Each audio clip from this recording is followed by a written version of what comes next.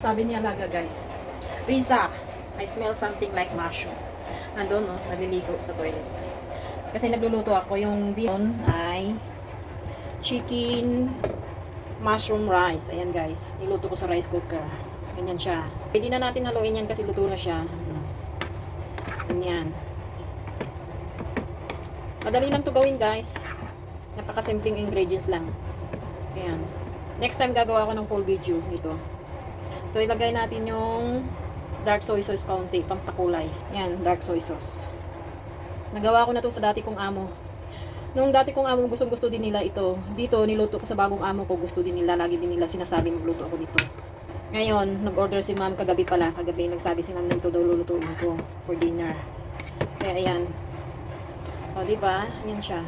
Kaya din natin to guys. Ayan. Ginamit ko yung sauce nito guys, yung abalone na can. Yan ang ginamit kong sauce at saka counting water ng mushroom. Yan, iinitin lang yan siya, lagay lang yan sa taas. Kasi luto na yan siya. Ganun. O, diba? Ang ganda. O, yan. Tuwang-tuwa na naman yung alaga ko mamaya kasi gusto niya to. Then, takipan natin. Iinit lang yon. Luto na yan guys. Ready to eat na.